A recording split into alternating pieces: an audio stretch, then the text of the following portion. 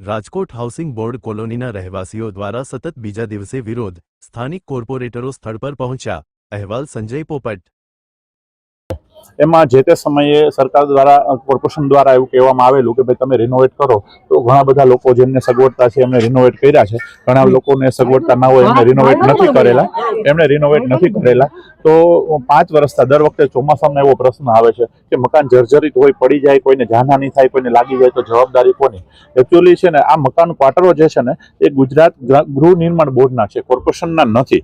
તો એમની જવાબદારી ગૃહ નિર્માણ બોર્ડની છે. તો ગૃહ નિર્માણ બોર્ડ દર વખતે કોર્પોરેશનને એવું કે ભાઈ તમે લોકો આને અત્યારે નોટિસ આપો, પાડવા માટેની નોટિસ આપો, રિનોવેશનની નોટિસ આપો, અથવા તમે જે નળ કનેક્શન છે કટ કરી દો, લાઇટ કનેક્શન કટ કરી દો.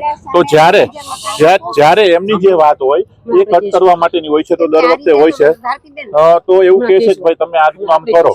તો આ વખતે એમણે જે કઈ નળ કનેક્શન ને લાઇટ કનેક્શન કટ કર્યા, તો લોકો પરેશાન થઈ રહ્યા છે. પાણી વગરના, પાણી મળવું જરૂરી છે. તો લોકો માટે આજે અમને ફોન આવ્યો કે લોકો એકત્રિત થયા છે, પ્રેસ મીડિયાના મિત્રો પણ છે, અને માનની મેયરશ્રીએ પણ કીધું કે જે કાંઈ પ્રશ્ન હોય તમે જતા આવો, અને જે જરૂર પડે ત્યાં એમને અધિકારીશ્રીને અહીં બોલાવ્યા છે. અત્યારથી જ હાલ જ પાણી પ્રશ્ન મેઇન છે એ સોલ્વ કરી બધા જ લોકો પાસેથી બાંહેધરી પત્ર લઈને એમને કીધું છે કે 5 દિવસની અંદર આપ બાંહેધરી પત્ર આપી દો કે આપના મકાન છે, આપ રિનોવેશન કરી નાખશો. કારણ કે જાનહાનિ થાય તો જવાબદારી કોની? મેઇન પ્રશ્ન એ છે.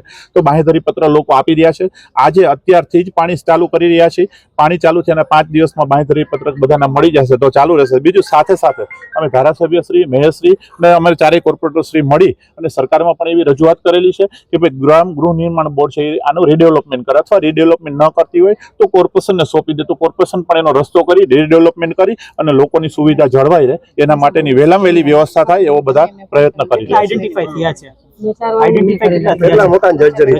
જર્જરિત આમ તમે પણ જોઈ શકો છો કે 35 થી 40% મકાનો એવા છે તે એકદમ જર્જરિત છે, બરાબર. અને બાકી આ લોકો હજી જો રિનોવેટ કરી લે અને રહેવા લાયક હોય તો કોઈને વાંધો નથી. બીજું સેકન્ડ કે જવાબદારી જે જવાબદારી છે ગુજરાત ગૃહ નિર્માણ બોર્ડની છે, એ કોર્પોરેશનની નથી.